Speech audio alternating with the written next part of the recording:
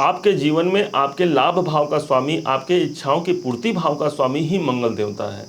मंगल देवता जो कि साहस और पराक्रम के देवता माने गए हैं, ऐसे ही मंगल देवता का गोचर परिवर्तन हुआ है आपके द्वितीय भाव पर, अर्थात मिथुन लग्न से ठीक दूसरे भाव पर, जो कि धन का भाव होता है। ऐसे में नीच का मंगल क्या आपके आर्थिक स्थिति को बहुत अच्छा रखेगा या आपके आर्थिक विषमताओं को पुनः फिर से जीवित करेगा, इसी बात पर हम यहाँ पर चर्चा करने वाले हैं। यदि आप मेष लगन के हैं तो हमारे साथ बने रहें। मेष राशि के अनुसार भी इसे आप देख सकते हैं। ध्यान रखिएगा कि मंगल अभी वर्तमान में ठीक आने वाले दिनों में 10 मई 2023 को यही मंगल आपके लगन को छोड़ करके ये द्वितीय भाव पर प्रविष्ट कर देंगे।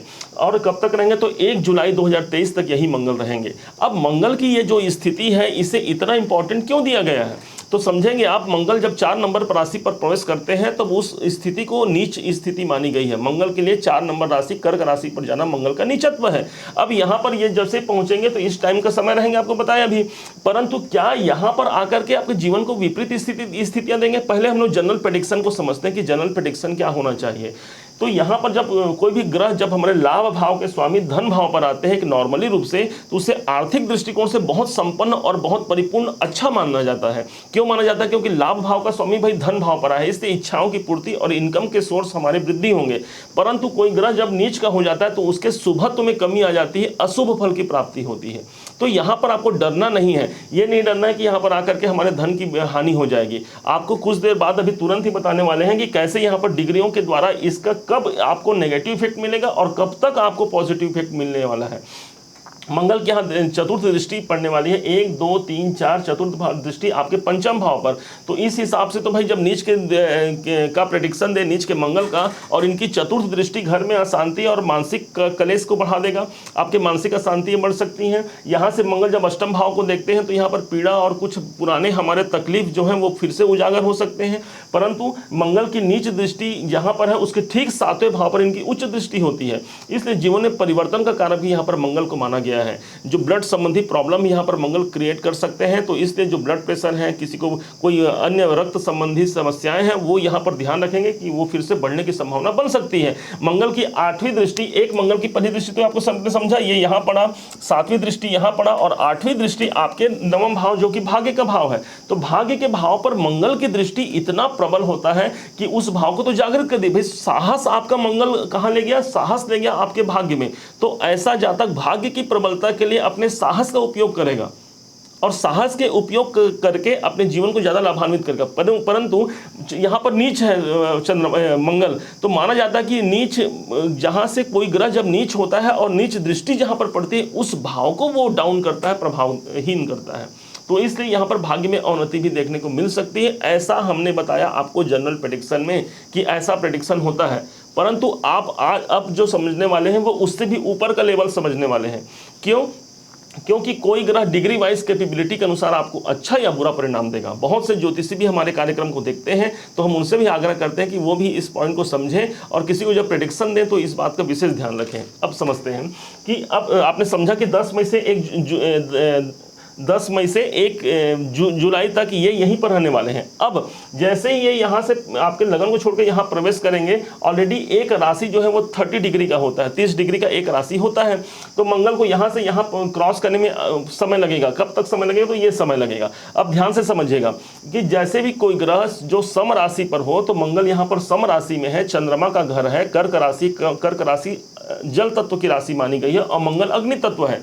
अब जब पानी में आग को डाल दिया जाए तो क्या होगा?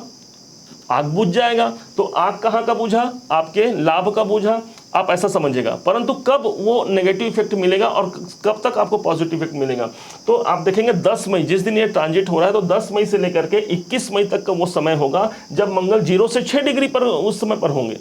माना जाता है कि 0 से 6 डिग्री का फल जो है वो 0% होता है। उस समय पर कोई ग्रह मृत अवस्था पर होता है। तो मंगल यहाँ पर मृत अवस्था में होंगे, तो कोई मृत व्यक्ति आपके जीवन को क्या परिवर्तन कर सकता है, क्या आपको जीवन को बिगाड़ कर सकता है? दूसरा, जब इसके बाद यही 22 मई से 23 मई के मध्य यही मंगल 6 से 11 डिग्री में रहेंगे और इस डिग्री के दौरान ये वृद्ध अवस्था में रहेंगे। अब आपके जीवन में कोई बिगाड़ करने वाला, आपके जीवन में कोई खराब करने वाला कोई ग्रह आ जाए, और वो भी वृद्ध व्यक्ति कोई आ जाए, तो क्या आप वृद्ध व्यक्ति से लड़ नहीं पाएंगे? वो आपके जीवन को क्या हानि करा सकता है? यदि कोई 80-90 वर्ष का व्यक्ति आपके जीवन को कहे कि मैं इस व्यक्ति को मारूंगा, मैं इस व्यक्ति के जीवन को खराब करूंगा, तो क्या वो कुछ कर पाएगा? तो यही समझना है। तो मंगल यहाँ पर निर्बल पड़े हुए हैं, नगण्य इसका फल होगा। इसके बाद का वो समय होगा जिस समय पर 1 जून से 10 जून का वो समय, बड़े ध्यान से समझिएगा, ये इंपॉर्टेंट है। 1 जून से 10 जून के मध्य यही मंगल 12 से 18 डिग्री में होंगे, और ये वो अवस्था होगा जब मंगल युवा अवस्था में होंगे और 100% का रिजल्ट यहाँ पर मंगल देंगे। इसी समय पर आपको सतर्कता रखनी होगी। आगे चलते हैं। इसके बाद 11 जून से लेकर के 20 जून का जो समय रहेगा, इस समय पर 18 से 24 डिग्री में यही मंगल रहेंगे। उस समय पर ये कुमार अवस्था में रहेंगे। 50% का रिजल्ट आपको इस भाव जो अभी आपको शुरू में बताए हैं वो सब का रिजल्ट 50% आपको मिलेगा। अब इसके बाद 21 जून से लेकर के 28 जून का जब ये मंगल यहीं पर ट्रांजिट में रहेंगे, तो उस समय पर ये मंगल 24 से 28 डिग्री में रहेंगे। ये अवस्था मानी जाती है बाल अवस्था, जहां पर 25% का रिजल्ट मिलता है। मतलब मंगल रहेंगे तो यहीं, आपने स्वयं देखा कि किस प्रकार से मंगल है यहीं, परंतु उनके रिजल्ट में कितना फर्क आ रहा है। अब अंतिम समझिएगा, 27 जून व 28 जून का वो समय होगा जिस दिन मंगल 28 डिग्री पर होंगे। और आपको बता दें कि मंगल 28 डिग्री में ही परम नीच के माने गए हैं और 28 डिग्री में ही मकर में परम उच्च के माने गए हैं। तो जब 28 डिग्री पर होंगे 27 और 28 जून को, उस दिन वास्तविक नीचत्व का इनका रिजल्ट आपको मिलेगा। तो मोटी मोटा आप ये समझ लीजिए कि इसके नीच तत्व, इसके नीच आपके जीवन में अमंगल कब कर सकता है, आपके जीवन को ज़्यादा प्रभावित कब कर सकता है। तो ये पहला है 1 जून से 10 जून, एक डेट निकला, और दूसरा डेट निकला 27 जून और 28 जून। बस उसके बाद ये जब 1 जुलाई तक रहेंगे, उस टाइम पर मंगल यहाँ पर न्यूनाधिक आपको प्रॉब्लम क्रिएट करते रहेंगे, आपको लाभ देते रहेंगे, वो सब आप छोड़ दीजिए। लेकिन जो मेजर इसका जो नेगेटिव इफेक्ट मिलेगा आपको इसी डेट में मिलेगा।